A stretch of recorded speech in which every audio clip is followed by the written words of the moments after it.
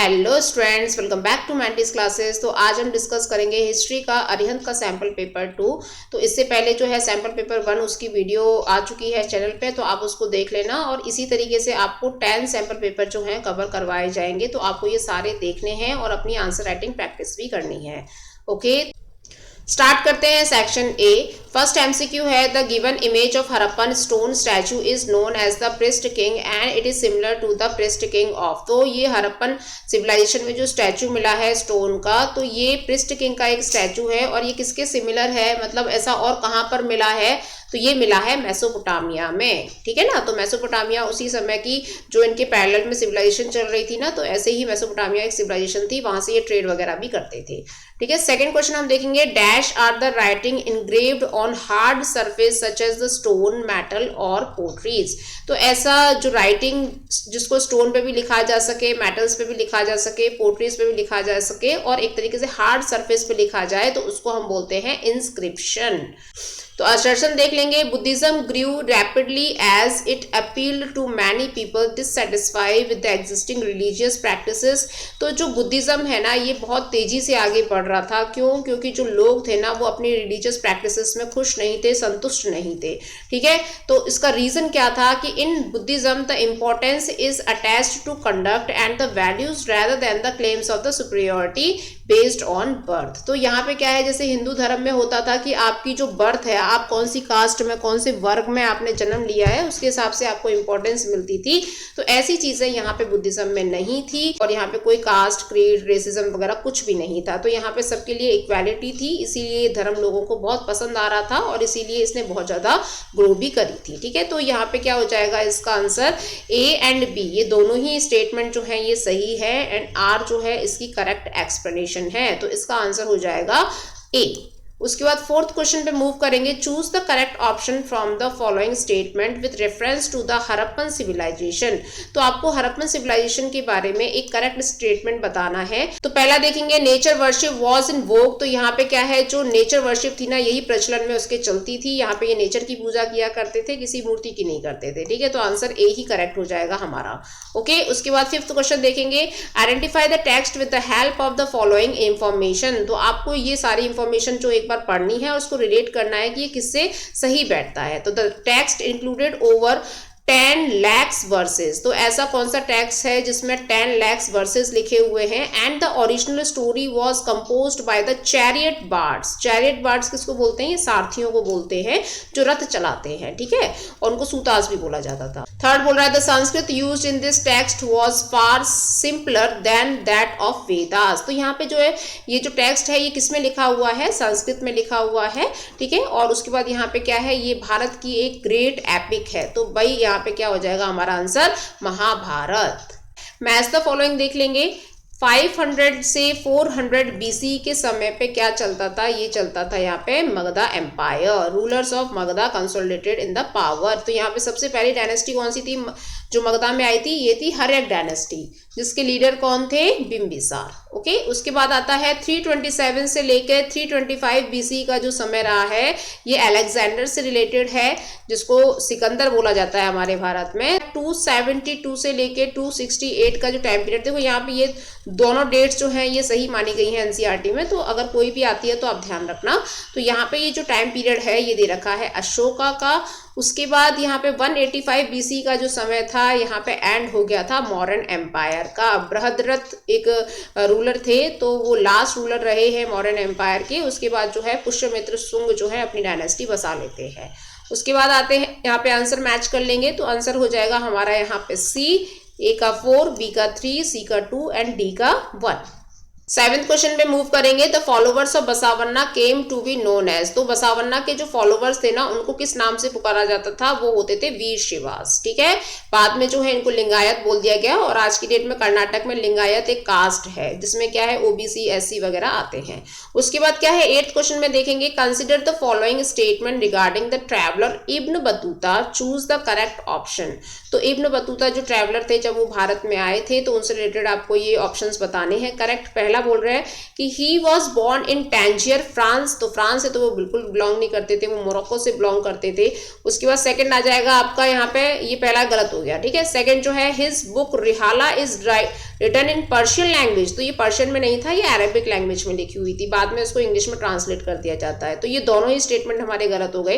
Third वाला भी देख लेंगे, he arrived to India during the region of Muhammad bin Tughlaq, ये बिल्कुल सही है, मोहम्मद बिन तुगलक जो सुल्तान थे उनके समय पे ये आए थे। उसके बाद he travelled to different countries like Syria, Iraq, Persia etcetera, ये भी सही है। तो यहाँ पे स्टेटमेंट थर्ड एंड फोर्थ जो है ये करेक्ट हो जाएगा, बाकी ये दोनों गलत हो जाएंगे। तो आंसर यहाँ पे बन जाएगा D, only third and fourth are correct. 9th question पे मूव करेंगे। Mahatma Gandhi the great Indian leader made his first public appearance from which place, तो जब महात्मा गांधी भारत में आए थे तो सबसे पहला उन्होंने पब्लिक अपीयरेंस कहाँ पे दिया था, ये दिया था BHU में, जिसको बोलते हैं बनारस हिंदू यूनिवर्सिटी, ठीक है। 1916 में इन्होंने यहाँ पे अपना एक पब्लिक अपीयरेंस दिया था, तो उन्होंने बोला था कि मेरी रियल जनता, जो मेरे भारत की जनता है वो यहाँ पे नहीं है, बाकी के वेल्दी लोग जो है ये आए हुए हैं यहाँ पे, ठीक है। तो ये पीजेंट्स वगैरह की बात कर रहे हैं एक्चुअली। उसके बाद 10th क्वेश्चन में यहाँ पे मूव करेंगे। Famous king of Vijayanagar empire king Krishna Deva Raya was from which dynasty, तो यहाँ पे क्या है आपका विजयनगर एम्पायर से रिलेटेड है। कृष्णदेव राय बहुत ही फेमस रूलर रहे हैं, ये रहे हैं तुलुवु डायनेस्टी के, ठीक है। तो यहाँ पे आपको 4 डायनेस्टी याद रखनी है, पहला है संगम डायनेस्टी, दूसरा है सुलुवु डायनेस्टी, तीसरा है तुलुवु डायनेस्टी और चौथा है अराविदु डायनेस्टी, ठीक है ना। तो ये तुलुवु डायनेस्टी से बिलोंग करते थे। उसके बाद यहाँ पे आता है 11th question. Historians of religious classify भक्ति ट्रेडिशन इनटू 2 ब्रॉड कैटेगरीज, तो अगर देखें हम रिलीजन को तो हमारी जो पूजा पाठ है ये कौन से 2 कैटेगरीज में डिवाइडेड है, तो ये है आपका सगुना एंड निर्गुणा। तो यहाँ पे आंसर हो जाएगा हमारा बी। सगुना में क्या होता है कि आप जब मूर्ति पूजा करते हो या किसी पिक्चराइज जो विजिबल, जिसमें आप अपने भगवान को देख सकते हो और उनको देख के जो पूजा करते हो उसको सगुना भक्ति बोलते हैं, जैसे कि हिंदुज्म में किया जाता है। एंड निर्गुणा में क्या है कि आपके जो भगवान है उनकी कोई मूर्ति नहीं होगी, कोई पिक्चर नहीं होगी और आपको जस्ट उनको मतलब एक तरीके से श्रद्धा से याद करना है, तो वो निर्गुण भक्ति कहलाएगी, ठीक है ना। तो यहाँ पे क्या आपके जो भगवान है वो विजिबल नहीं रहते हैं, तो जैसे कि मुस्लिम कल्चर में देखा जाता है। उसके बाद 12th देखेंगे यहाँ पे fill in the blanks from the given option, तो यहाँ पे आपको फिल इन द ब्लैंक्स करना है, यहाँ पे ऑप्शन दे रखे हैं, करेक्ट करना है आपको। Jawaharlal Nehru introduce the objective resolution in the constituent assembly, तो ये कौन सी डेट को इन्होंने अनाउंस किया था, ये अनाउंस किया था स्टूडेंट 13 दिसंबर 1946 में, ठीक है ना। तो यहाँ पे क्या है, इन्होंने कुछ ऑब्जेक्टिव्स, कुछ उद्देश्य बताए थे भारत के कॉन्स्टिट्यूएंट असेंबली में कि हमारा जो भारत का संविधान होगा ना वो इस तरीके से होगा, जिसको हम आज की डेट में प्रीएम्बल के तौर पे जानते हैं, ओके। उसका देखेंगे 13th question. In which of the following temple the scene from Ramayana were sculpted on the inner wall of the shrine, तो मंदिर के अंदर जो इनर वॉल्स होती हैं उसमें जो आपकी रामायणा से रिलेटेड, जो राम जी से रिलेटेड जो पिक्चर्स बनी हुई हैं, ये कौन से टेम्पल पे बनी है, ये बनी है Hazara Rama temple, okay, Vijayanagara empire में ये। उसके बाद यहाँ पे देखेंगे identify the famous pilgrimage places related to the Gautama Buddha with the help of the given information, तो आपको यहाँ पे ये इंफॉर्मेशन जो दे रखी है ना, इस रिलेट करना कौन सी प्लेस थी। पहला बोल रहा है इसी में Buddha delivered his first sermon, और देख लेते हैं आगे। At the time of Buddha it was the part of Kashi जनपद, तो काशी क्या है, बनारस को ही बोलते हैं, ठीक है ना। तो इस जनपद में आज की डेट में ये जो प्लेस है वो है सारनाथ ही है, तो ये दोनों ही जो प्लेसेस का आंसर क्या हो जाएगा, सारनाथ। तो 15th क्वेश्चन बोल रहा है what was the term used for the village headman during Mughal period, तो मुगल पीरियड में विलेज हेडमैन को किस नाम से बोला जाता था, तो ये बोला था मुकदम, ओके। उसका 16th क्वेश्चन में देखेंगे when and where did Al Biruni was born, तो अल बरूनी जो है ये कहाँ पे और कब पैदा हुए थे, तो ये पैदा हुए थे 973 CE में उज्बेकिस्तान, ख्वारज़म, ठीक है। तो यहाँ पे आंसर हो जाएगा हमारा बी। उसके बाद देखेंगे 17th question read the following statement carefully and identify the person from the following information given below, तो यहाँ पे जो है आपको पर्सन बताने हैं और इसको पढ़ के समझना है कि कौन से पर्सन के बारे में बात कर रहा है। तो he had demanded separate electorates for the depressed classes, तो ऐसे कौन से पर्सन थे जिन्होंने सेपरेट इलेक्टोरेट की डिमांड की थी डिप्रेस्ड क्लासेस के लिए यानी SCs के लिए, तो ये आपके अम्बेडकर जी थे, क्योंकि वो खुद SC थे और उन्होंने बहुत सारी ऐसी प्रॉब्लम्स फेस की थी, इसलिए इनको लगा कि भाई इनके लिए सेपरेट इलेक्टोरेट होना चाहिए। उसके बाद ही served as a chairman of drafting committee, और संविधान की जो ड्राफ्टिंग कमेटी, जो ड्राफ्ट तैयार किया था वो किसने किया था, वो भी B.R. अम्बेडकर ने किया था। ओके तो इनके साथ जो और मेंबर्स भी थे जिन्होंने इनकी हेल्प की थी।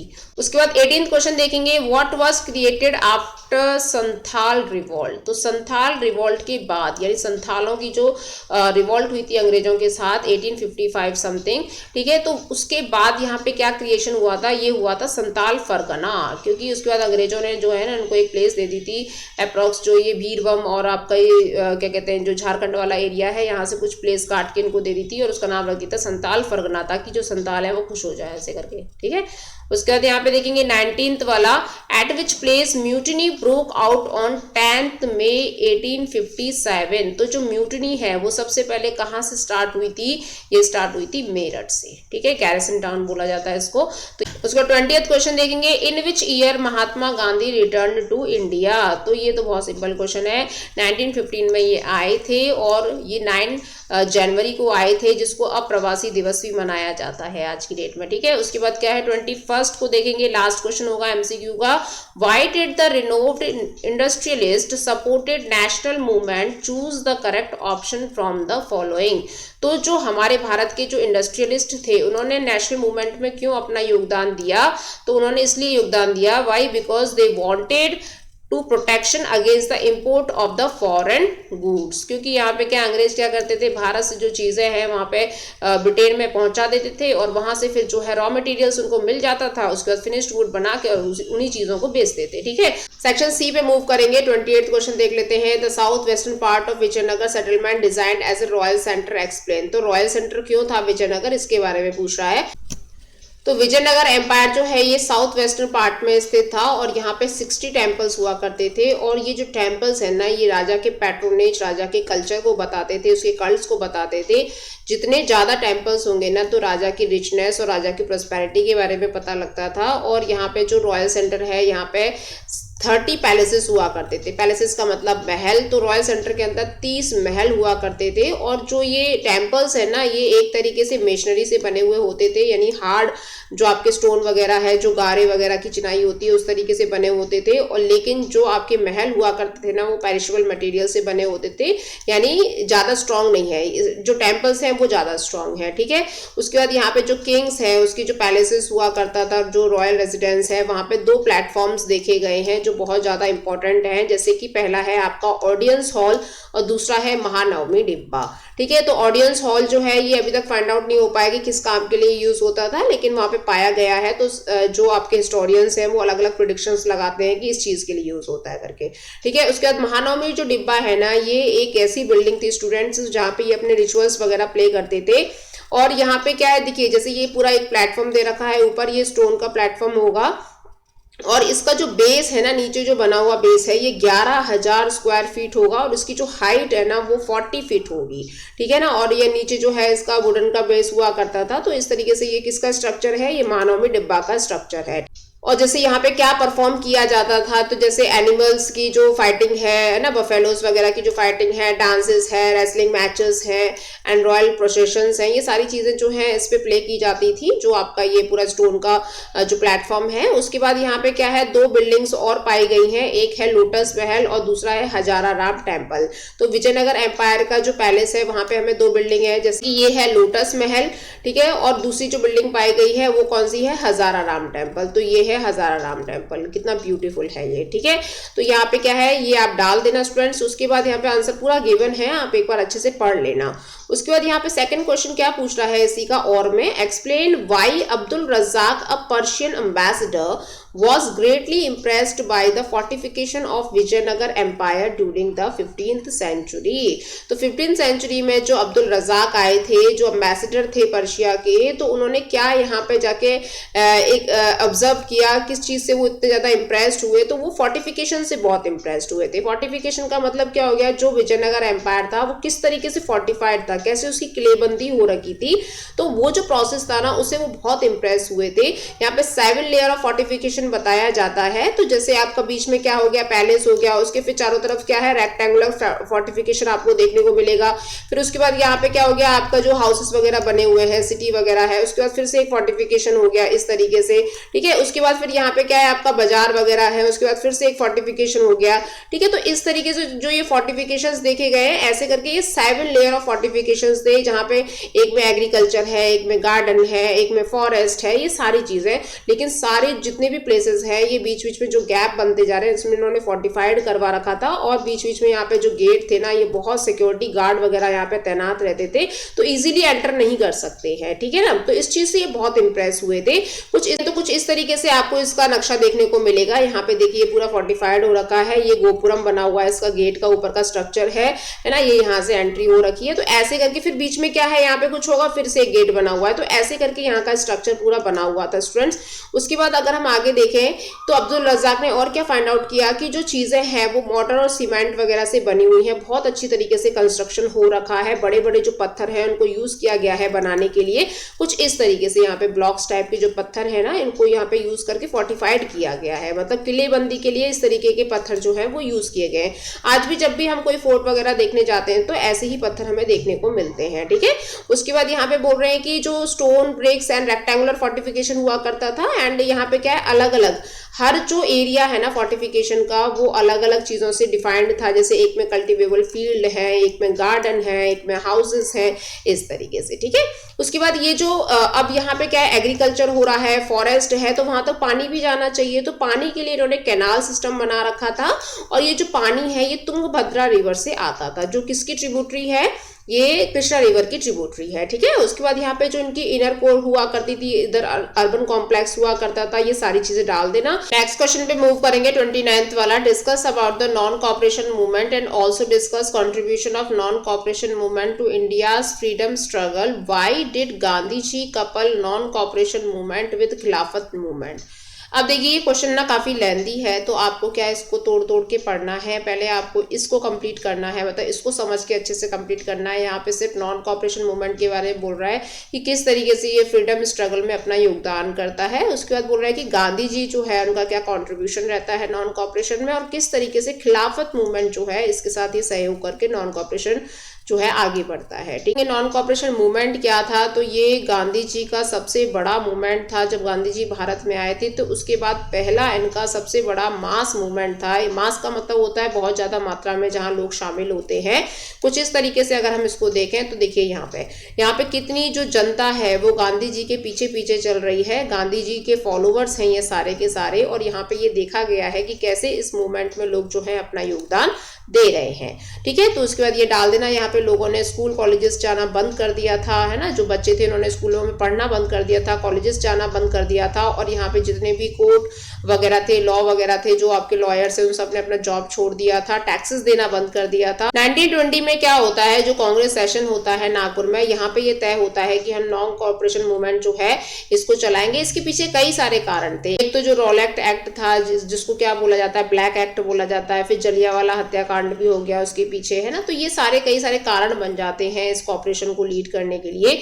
और यहाँ पे जो है मिडिल क्लास लोगों का ही पार्टिसिपेशन नहीं था, साथ में जो आपके स्टेट गवर्नमेंट के भी जो लोग थे, काम करते थे, उन सब का भी पार्टिसिपेशन इसके अंदर था, ठीक है। स्कूल कॉलेजेस सब बंद कर दिए थे उन्होंने, टीचर्स वगैरह उन्होंने अपनी जो पोस्ट से रिजाइन कर दिया था, लॉयर्स ने अपनी जॉब जो है वो भी छोड़ दी थी, अपनी लीगल प्रैक्टिसेस बंद कर दी थी।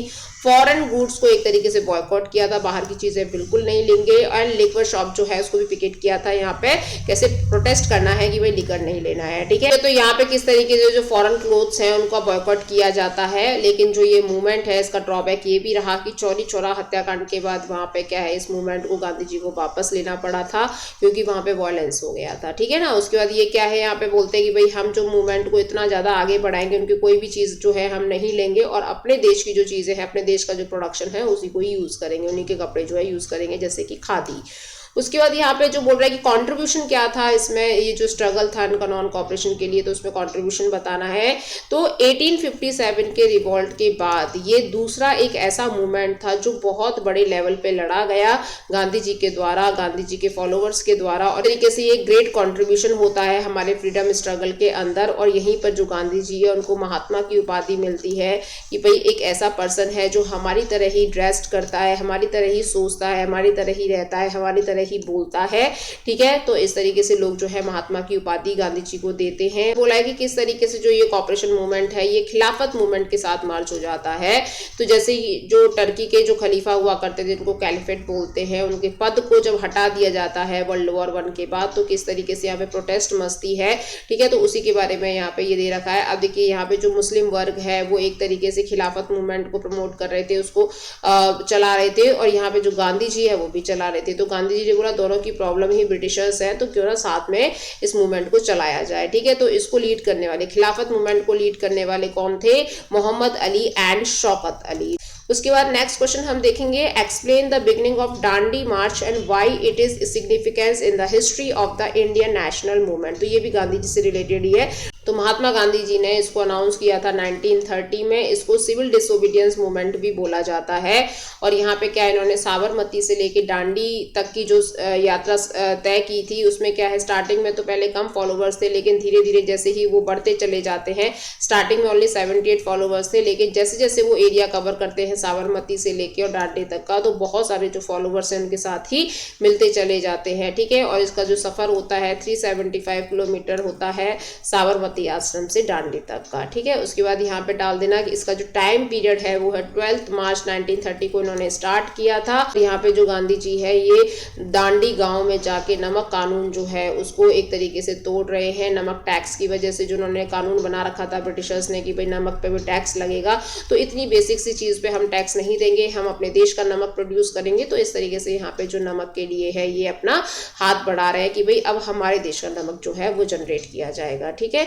तो ये सारी चीजें आप डाल देना स्टूडेंट। उसके बाद सिग्निफिकेंस क्या है डांडी मार्च के, कि देखिए ये जो है यूरोपियन प्रेस में और अमेरिकन प्रेस में ये जो मूवमेंट है इसको बहुत ज़्यादा पब्लिसिटी मिलती है। सॉल्ट मार्च को पूरा लिखा जाता है इसके बारे में, और यहाँ पे जो गांधी जी की ताकत है ना ये पूरे वर्ल्ड को पता लगती है। और इस मूवमेंट में पहली बार देखा गया था कि जो वुमेन का पार्टिसिपेशन था ना वो बहुत लार्ज लेवल का था।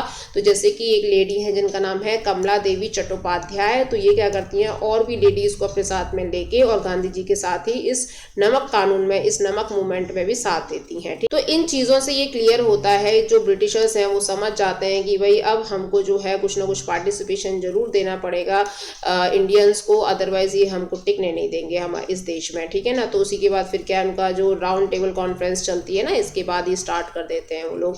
नेक्स्ट क्वेश्चन देखेंगे, discuss whether the concept of equality was followed by the Harappan society. तो बताना है कि हड़प्पन सोसाइटी में क्या आपको इक्वालिटी देखने को मिली है उनके स्टैंडर्ड ऑफ लिविंग में और जो भी कॉन्सेप्ट वहां पे रहा है। तो ऐसा कुछ इक्वालिटी देखने को नहीं मिली है, क्योंकि कुछ पॉइंट्स यहाँ पे दे रखे हैं जिससे हमें उनके डिफरेंसेस के बारे में पता लगता है। पहला बोल रहा है differences in the construction of the accommodation. तो जहाँ पे भी लोग रहते थे ना, तो वहाँ पे कहीं पे क्या है बड़ी बड़ी बिल्डिंग्स देखने को मिली हैं, बड़े घर देखने को मिले हैं, और कहीं पे जो है छोटी बिल्डिंग्स देखने के लिए मिली हैं। तो जैसे कि सबसे बेस्ट एग्जाम्पल है यहाँ का सिटाडेल एंड लोअर टाउन। तो सिटाडेल जो है यहाँ पे बोला जाता है कि जो हाई स्टैंडर्ड पीपल हुआ करते थे ना वो लोग रहते थे। ये जो जगह है ये ऊंचाई पर स्थित हुआ करती थी, छोटी जरूर होती थी, लेकिन यहाँ पे जो है पूरी तरीके से ये किलेबंद होती थी और बहुत अच्छी तरीके से इसको बनाया गया था। और यहाँ पे जो ये है ये लोअर टाउन होते थे, ये जो नीचे है ना ऑर्डिनरी पीपल रहते थे, यहाँ पे नॉर्मल लोग रहते थे, ये थोड़ा नीचाई पर स्थित होती थी, इसलिए इसको लोअर टाउन बोला जाता था। तो ये एक डिफरेंस यहाँ पे देखने को मिला है। दूसरा बोल रहा है कि difference occupation as merchant, traders and the farmers. तो वहाँ के जो ऑक्यूपेशन है ना उसमें भी डिफरेंसेस हैं। जैसे कुछ लोग जो है वो मर्चेंट हुआ करते थे, कुछ लोग जो है वो ट्रेडर्स हुआ करते थे। ट्रेडर्स मतलब आपके जो व्यापारी हुआ करते थे, ठीक है। और कुछ लोग जो है ये आर्टिशंस का काम करते थे, और कुछ लोग जो है ये फार्मर्स हुआ करते थे। तो सबका जो आपका ऑक्यूपेशन है वो सेम नहीं होता था, अलग अलग हुआ करता था। उसका थर्ड वाला जो डिफरेंस है क्या बोल रहा है, archaeological evidence of different metal and type of vessels. जो बर्तन वगैरह मिले हैं ना वो भी डिफरेंट तरीके के यहाँ पे देखने को मिले हैं। तो अगर हम उनके स्ट्रक्चर को देखें तो देखिए यहाँ पे जो हाई स्टैंडर्ड पीपल हुआ करते थे ना, वो कुछ इस तरीके के बर्तन यूज़ किया करते थे, क्योंकि इनकी जो ग्रेव्स है ना, उनकी जो बरियल्स में पाए गए हैं कुछ इस तरीके के बर्तन हैं, बहुत शाइनिंग है, बहुत अच्छी तरीके से बनाए गए हैं। और जो ऑर्डिनरी पीपल मर जाते थे, नॉर्मल लोग जो होते थे, उनकी जो ग्रेव्स है उसमें इस तरीके के बर्तन पाए गए हैं। तो यहाँ पे जो डिफरेंट टाइप के आप वेजल्स देख रहे हो, तो इसी से इनका जो स्टैंडर्ड ऑफ लिविंग है वो डिफाइन होता है। उसके बरियल्स, तो यहाँ पे जो दफन करने की प्रक्रिया है ना, ये भी डिफरेंट तरीके की पाई गई है। देखिए यहाँ पे क्या है, अगर कोई नॉर्मल पर्सन मर गया है तो उसको नॉर्मली एक गड्ढा खोदा और उसमें उसको डाल देते थे, जिसको पिट्स वगैरह बोला करते थे, ठीक है। लेकिन अगर कोई जो हाई स्टैंडर्ड पर्सन है, जो थोड़ा अमीर है, तो उसको बहुत अच्छी तरीके से यहाँ पे उसकी पूरी जो ग्रेव बनाई जाती थी ना, पूरा सीमेंटिंग वगैरह बनाई जाती थी और उसके अंदर जो है बर्तन वगैरह रखे जाते थे। ये सारी चीजें जो है ये दिखा रहा है कि किस तरीके से अलग अलग जो डिफरेंसेस है यहाँ पे देखने को मिले हैं। उसके बाद देखें तो जैसे कुछ लोगों की जो डेथ बॉडी है उसमें ज्वेलरीज वगैरह भी फाइंड आउट हुई है उनके बरियल्स के अंदर। किसी में क्या है, जो वेजल्स वगैरह फाइंड आउट हुए हैं, किसी में जो कॉपर का जो मिरर है वो फाइंड आउट हुआ है। तो ये सारी चीजें हमें देखने को मिली है। और दूसरी चीज है utilitarian goods and luxurious goods. तो ये क्या है, अलग अलग चीजें दर्शाते हैं कि लोग जो है महंगी चीजें भी लेना पसंद करते थे और यूटिलिटेरियन जो नॉर्मल चीजें हुआ करती हैं, ठीक है। तो इसी से क्या है, डिफरेंसेस पता लगते हैं। तो आप ये पूरा अच्छे से पढ़ लेना। What are the evidences found by the archaeologist which show the Harappans had the contact with the distant land and does it show that the contact proved to have good trade relation with each other. तो यहाँ पे बोल रहे हैं कि archaeologist के हिसाब से जो हड़प्पन्स के रिलेशन थे ना, बहुत दूर दूर तक के थे उनके ट्रेड रिलेशंस, और किस तरीके से वो अपने रिलेशंस को मेंटेन करके रखते थे, तो वही आपको बताना है। तो यहाँ पे जैसे एविडेंसेस में देखा गया है कि ये लोग जो है ओमान से, है ना, बहराइन से, मेसोपोटामिया से, इन सब से जो है ट्रेड किया करते थे, जो अरेबियन पेनिनसुला में आते हैं ये। और उसके बाद यहाँ पे क्या है, जैसे ओमानी कॉपर जो है ये हड़प्पा में पाया गया है। और हड़प्पा में भी क्या है, जो यहाँ के जो वेसल्स है, एक तरीके से जो थिक्ड ब्लैक क्ले का जो एक पॉट टाइप का जो वहाँ पे मिला है, तो उससे ये एविडेंस पता लगता है। देखिए जैसे ये यहाँ पे क्या है, ये ओमान में पाया गया है। और यहाँ पे बोल रहे हैं कि जो ओमानी कॉपर है ये सब भी पाया गया है, और उसके अंदर जो निकल की मात्रा पाई गई है ना, वो दोनों में ही पाई गई है, यानी हड़प्पा में भी मिले हैं और ओमान में भी मिले हैं। तो इससे पता लगता है कि वो ट्रेड करते थे एक दूसरे के साथ, ठीक है। उसके बाद यहाँ पे जो मगन है ना, मगन का नाम क्या है, ये मगन जो है ये ओमान का ही पुराना नाम है। और उसके बाद यहाँ पे जो दिलमुन है ये किसका नाम है, बहराइन का नाम है।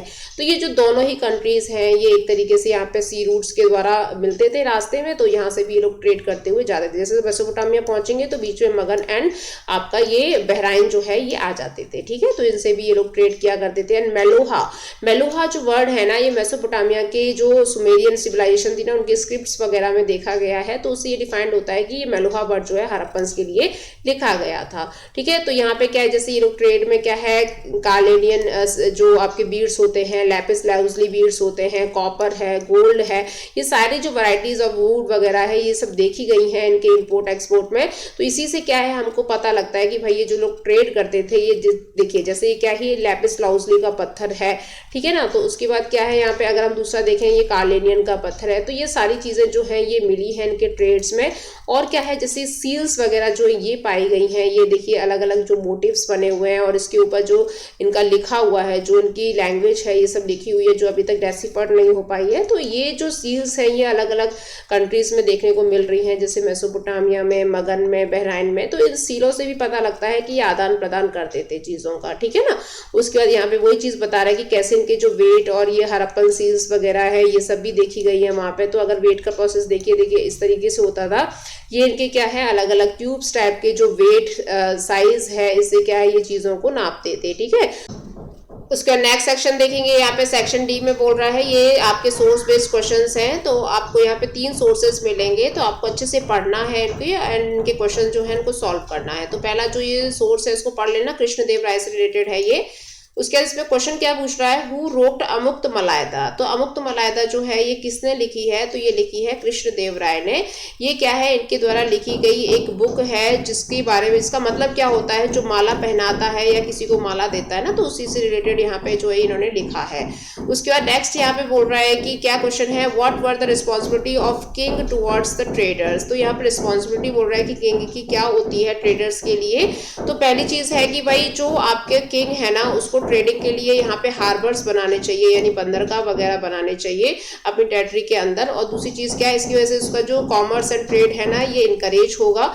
उसके बाद दूसरी चीज़ है यहाँ पे जो फॉरेन सेलर्स आते हैं ना, तो उनको अच्छी तरीके से ट्रीट करना है सुइटेबल मैनर में। सॉरी, यहाँ पे थोड़ा डिस्टरबेंस हो रहा है, थोड़ा कंस्ट्रक्शन का काम चल रहा है बगल में, ठीक है। 32nd वाला देखेंगे यहाँ पे, Ambedkar on the separate electorate. तो अम्बेडकर का सेपरेट इलेक्टोरेट के लिए क्या रिस्पॉन्स रहा था, तो वो सेपरेट इलेक्टोरेट चाहते थे डिप्रेस्ड क्लासेस के लिए, तो हमें पता ही है। तो यहाँ पे इसके क्वेश्चंस देख लेंगे। What arguments was given by Mahatma Gandhi against the separate electorate. तो यहाँ पे महात्मा गांधी जो है ये क्यों खिलाफ थे सेपरेट इलेक्टोरेट के, क्योंकि उन्होंने बोला था कि अगर हम डिप्रेस्ड क्लासेस को सेपरेट इलेक्टोरेट दे देंगे, अलग कर देंगे, तो ये पूरी तरीके से हमसे सेग्रीगेट हो जाएंगे, बिल्कुल मतलब अलग हो जाएंगे हमसे, ठीक है ना। तो डिप्रेस्ड क्लासेस को महात्मा गांधी जी ने क्या नाम दिया था, हरिजन का नाम दिया था।